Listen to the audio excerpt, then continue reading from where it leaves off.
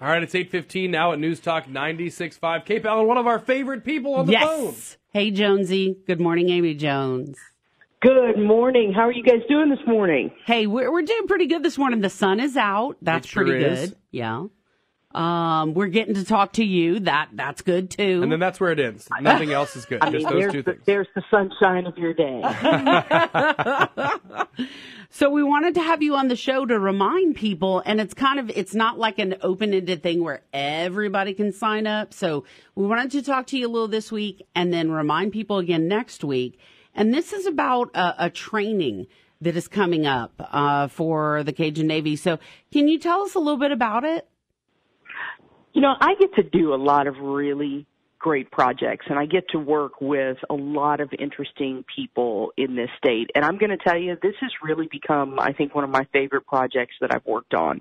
Cajun Navy Relief decided that they wanted to take this opportunity before hurricane season starts, before we have the threat of another natural disaster that would hit South Louisiana or Southern Mississippi or South Texas, to really work with people that are interested in being part of the Cajun Navy team, to train them on their software, to train them on their protocols. And so they're going to do that April 7th in Henderson Bay. And here's how it's going to work, that there will be boats that will be teamed of 2 or 3 people, Okay. and then those that want to volunteer as dispatchers will be on the ground. They'll launch it out of the boat launch very near the visitor center in Butte La Rose, the I-10 boat launch there in the Butte La Rose. And those teams will use the software and work with their dispatchers to find flags that have been hidden. There's going to be about 400 of them that will be hidden throughout Henderson Bay. And they'll have to go and retrieve 3 and 4 flags at a time, working together with their dispatcher and the GPS systems to bring 3 and 4 flags back to safety and then go back out. And they decided to add a little bit level of fun to the training, that they're going to make it a competition of seeing who can rescue the most number of people through the given time period. And it really is, by the time that the day is over, they'll be familiar with the software. The dispatchers will be trained on how to get their boats to where they need to navigate to rescue people in real life situations. And, you know, it'll help in terms of timing of really how to work together, and do it in a way that they're doing it not on the fly of a real life situation where there's somebody's life on the line. Yeah. You know, and the thing is everybody wants to be able to go out and help, and so many men and women have, and it's awesome. But this just adds another level to it of helping the people get even more prepared.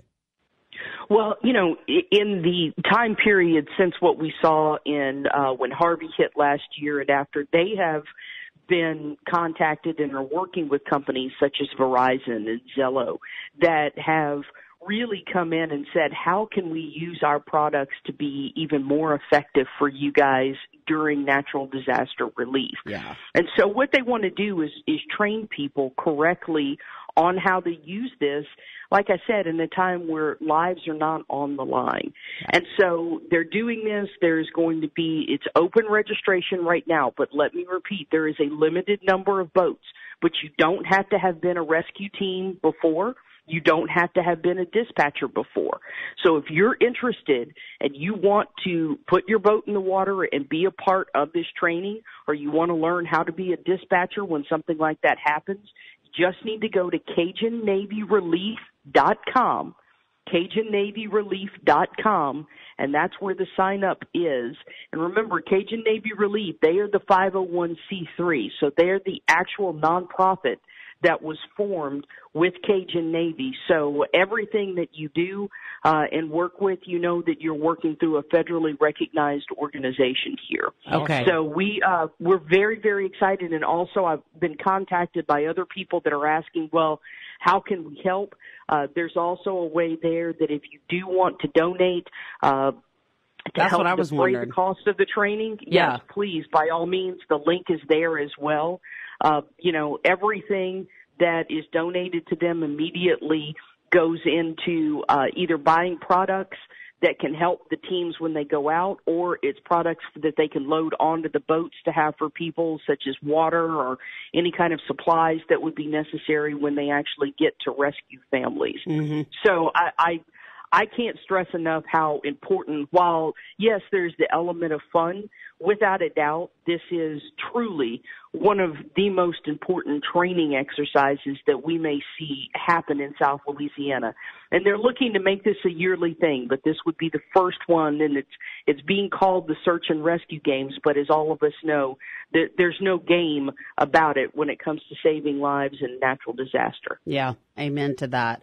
Well, Amy, we're going to continue to remind people. We've had a news story up for a couple of days and, a post, and we're going to add this to it. And we're going to check in with you again next week, too, because people may say to themselves, well, I'm not sure if I want to do this. But, that, like you said, there's only a limited number of spots, so it's not like everybody can come out and do it. No. Now, I also have gotten a lot of calls of people saying, well, if I don't have a boat and, but I want to watch, can I? Yes. Okay. There will be, and there's also space for people that if they want to volunteer to help on the coordination of, the grounds and the sign up that morning and all the logistics, you can volunteer to come out and help that day as well. So, please understand this is something that it's an incredibly important exercise, and we want to get as many people involved in it as possible. But I'm going to say that website again, CajunNavyRelief.com. It's where everything is to sign up. If you want to be a boat in the water, if you want to work as a dispatcher, if you'd like to donate to help these guys out, or, if it's simply you want to look at how can you become a volunteer, it's all at CajunNavyRelief.com. Well, I mean, yeah, we're very appreciative of learning about this, and hopefully a lot of folks will be able to come out and do it, like you said, kind of in an atmosphere where it's, about learning. And then that way, when people are ready to go, once again, the call will be made and people will just be ready to go, even more trained. That's exactly it. It's about being ready.